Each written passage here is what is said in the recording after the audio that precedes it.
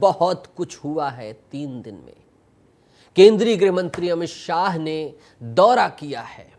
छत्तीसगढ़ के 3 दिवसीय दौरे पर रहे हैं। उन्होंने अपने दौरे में नक्सलवाद पर प्रहार किया है, छत्तीसगढ़ को नशे से मुक्त बनाने पर भी जोर दे दिया है।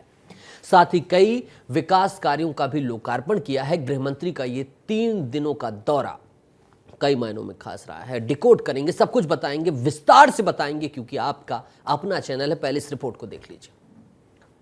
करने के लिए प्रयास करना और दूसरा, जो विनाश सर्जित हुआ था, इसके कारण सर्जित हुई विकास की खाई को भरकर विकसित क्षेत्र बनाना।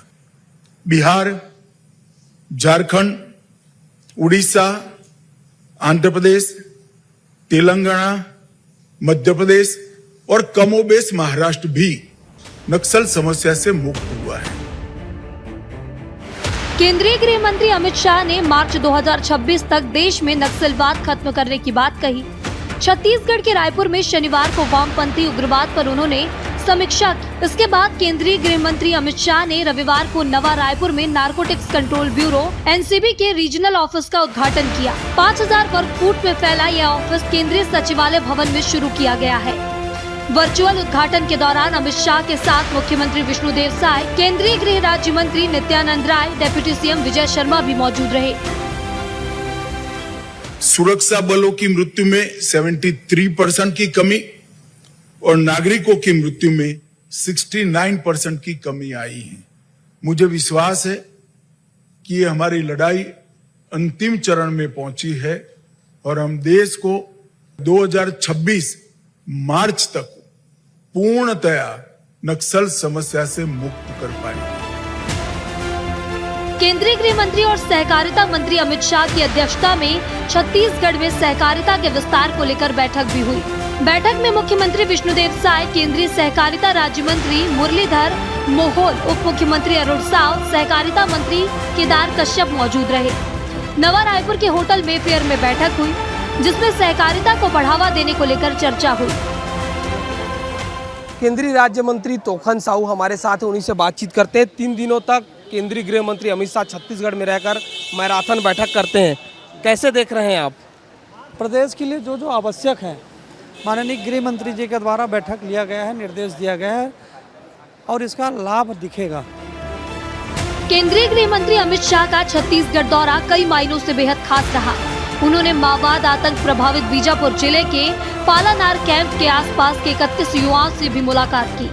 केंद्रीय गृह मंत्री शाह ने इन बच्चों से हालचाल पूछा और उन्हें उज्जवल भविष्य के लिए शुभकामनाएं दी। शाह ने अपने छत्तीसगढ़ के दौरे में पीपल फॉर पीपल अभियान का शुभारंभ भी किया। एक पेड़ मां के नाम अभियान के तहत पीपल के पौधा का रोपण भी किया और नवा रायपुर में 204.84 करोड़ रुपए के विकास कार्यों का लोकार्पण किया। इसके बाद गृह मंत्री अमित शाह दिल्ली के लिए रवाना हुए। ब्यूरो रिपोर्ट, विस्तार न्यूज। कहाँ मिलेगी आपको ऐसी रिपोर्ट? अरे यहीं मिलेगी, विस्तार न्यूज में। तो केंद्रीय गृह मंत्री अमित शाह छत्तीसगढ़ के 3 दिनों के दौरे पर रहे। उन्होंने क्या कुछ किया ये आपने समझा। चंपारण का दौरा किया, अमित शाह ने परंपरागत तरीके से स्वागत स्वीकार किया। इसके बाद इंटर स्टेट कोऑर्डिनेशन कमेटी की बैठक हुई। बैठक में नक्सल खात्मे पर बात हुई, नक्सल प्रभावित इलाकों के पुनर्निर्माण को लेकर चर्चा हुई। गृह मंत्री ने नारकोटिक्स कंट्रोल ब्यूरो यानी कि एनसीबी के रीजनल ऑफिस का उद्घाटन भी किया। छत्तीसगढ़ में सहकारिता के विस्तार को लेकर बैठक भी की, क्योंकि वो सहकारिता विभाग भी देखते हैं, मंत्रालय भी देखते हैं। एक पेड़ मां के नाम अभियान के तहत पीपल के पौधे का उन्होंने रोपण भी किया। कई विकास कार्यों का लोकार्पण हुआ और दिल्ली के लिए फिर चले गए विवेकानंद एयरपोर्ट से। देखा जाए तो केंद्रीय गृह मंत्री अमित शाह का यह दौरा कई मायनों में खास रहा। और अब आगे बढ़ते हैं और केंद्रीय गृह मंत्री अमित शाह के जो 3 दिनों तक छत्तीसगढ़ दौरे का जो पूरा ये सब कुछ चला, कवायद चली, अलग अलग विषयों को लेकर बैठक हुई, मैराथन हुई, इसमें केंद्रीय राज्य मंत्री तोखन साहू भी शामिल थे। केंद्रीय गृह मंत्री अमित शाह ने 3 दिनों तक छत्तीसगढ़ में रहकर जो रणनीति बनाई, उनके दौरे को लेकर केंद्रीय राज्य मंत्री तोखन साहू ने एक्सक्लूसिव बातचीत की है, जानकारी दी है। क्या कुछ हुआ है, इनसे बातचीत हुई है हमारे सहयोगी खोमन साहू की, सुनना चाहिए आपको, सुनिए। केंद्रीय राज्य मंत्री तोखन साहू हमारे साथ हैं, उन्हीं से बातचीत करते हैं। 3 दिनों तक केंद्रीय गृह मंत्री अमित शाह छत्तीसगढ़ में रहकर मैराथन बैठक करते हैं। कैसे देख रहे हैं आप? प्रदेश के लिए जो जो आवश्यक है, माननीय गृह मंत्री जी के द्वारा बैठक लिया गया है, निर्देश दिया गया है और इसका लाभ दिखेगा। नक्सलवाद को लेकर जो उन्हें टारगेट रखा है और जिस तरीके से छत्तीसगढ़ सरकार ने पिछले 8 महीने में कामकाज किया है, माननीय गृह मंत्री जी के मार्गदर्शन में नक्सलियों के खिलाफ लड़ाई लड़ी जा रही है। आपने देखा होगा कि पिछले 8 महीने में बड़ी बड़ी कार्रवाइयाँ हुई है। आने वाले 1-1.5 साल में हमारा छत्तीसगढ़ प्रदेश नक्सल मुक्त प्रदेश होगा और इसका लाभ आम जनता को मिलेगा। नक्सलवाद प्रदेश के विकास में बाधक है और नक्सल समस्या समाप्त करने के लिए सरकार काम कर रही है। आखिरी सवाल, एनसीबी की जो दफ्तर है वो खुल गई, उसका कितना फायदा प्रदेश को मिलेगा? निश्चित रूप से उसका फायदा मिलेगा।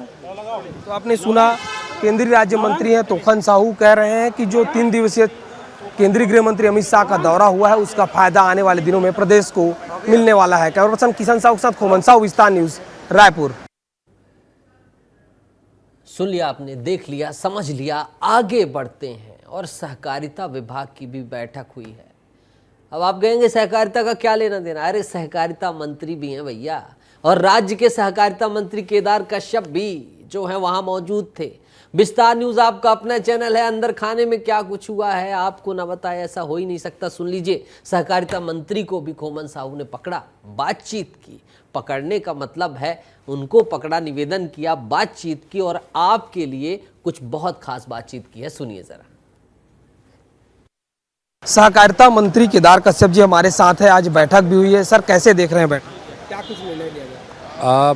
बहुत सारे विषयों को लेकर के विस्तृत चर्चा हुई है। आने वाले समय में हमारा प्रदेश मिल्क के दृष्टि से, फिशरी के दृष्टि से एक उन्नत राज्य के रूप में विकसित करने का प्लान तैयार किया हुआ है।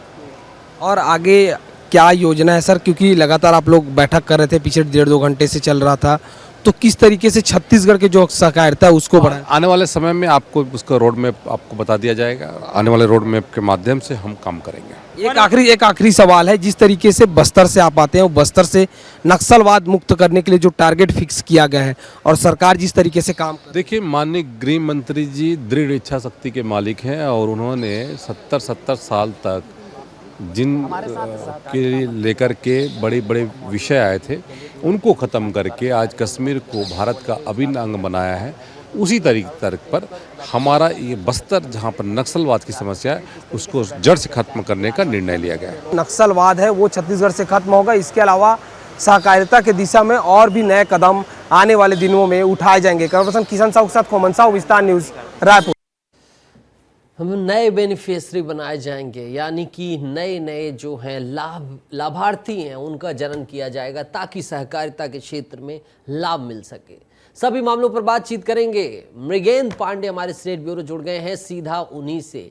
मामले को नहीं समझेंगे, मामले को बड़े विस्तार से उन्हीं की रिपोर्ट में आपको समझा दिया है, तमाम ताम झाम जो हुआ है सब कुछ दिखा दिया। मृगेंद्र जी, इनके मायने कितनी दूर तक हैं, ये बात जो निकली है कितनी दूर तक जाएगी, चाहे वो नक्सलवाद की हो, चाहे वो नारकोटिक्स जो ऑफिस है इसकी बात को लेकर हो, या फिर सहकारिता की बात को लेकर हो। इनके क्या कुछ डायमेंशंस हैं, पॉलिटिकल डायमेंशंस क्या हैं, निकाय चुनाव भी आगे हैं, समझा दीजिए सारी चीज़ों को।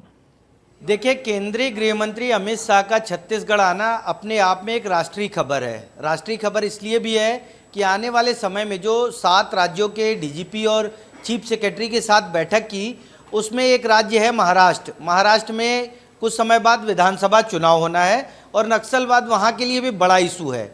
तो आप ये समझिए कि छत्तीसगढ़ के नक्सलवाद पर तो नज़र है ही, महाराष्ट्र के नक्सलवाद पर नज़र है, और उस नक्सलवाद के बहाने जो महाराष्ट्र में विधानसभा चुनाव होना है उस पर नज़र है। इसके अलावा छत्तीसगढ़ में जो नगरीय निकाय के चुनाव होने हैं, क्योंकि शहरी सरकार बनाना है, और शहरी सरकार में जो नक्सली, आपने अमित शाह के भाषण को कल सुना, उन्होंने कहा कि शहरी नेटवर्क पर भी हम आक्रमण करेंगे और नक्सली पाताल में भी छुपे रहें तो उन्हें निकालेंगे।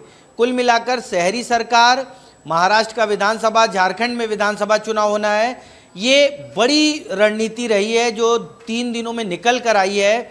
क्योंकि कोर छत्तीसगढ़ को इसलिए बनाया गया क्योंकि यहीं के करीब 15 जिले नक्सल प्रभावित हैं, इसलिए कोर पॉइंट यहाँ बनाया गया। यहाँ पिछले 8 महीने में जो अपनी सरकार रही, भाजपा की सरकार रही, उसने नक्सलियों के खिलाफ अच्छा मृगेन जी रोक रहा हूँ, आप जैसा प्रबुद्ध जुड़ा है, एक चीज और समझना चाहूंगा, नारकोटिक्स कंट्रोल ब्यूरो की जरूरत, क्योंकि आए दिन घटनाएं सुनने में मिल रही थी। ओडिशा से इस रूट से गांजे की सप्लाई हो रही है, ड्रग की सप्लाई हो रही है, इंजेक्शंस की बात हो रही है, ये तमाम चीज़ें चल रही थी। इसको लेकर क्राइम में भी काफ़ी ज़्यादा बढ़ोतरी देखने को मिल रही थी। ये एनसीबी के ऑफिस आने से क्या कुछ बदलेगा, क्या कुछ हो सकता है?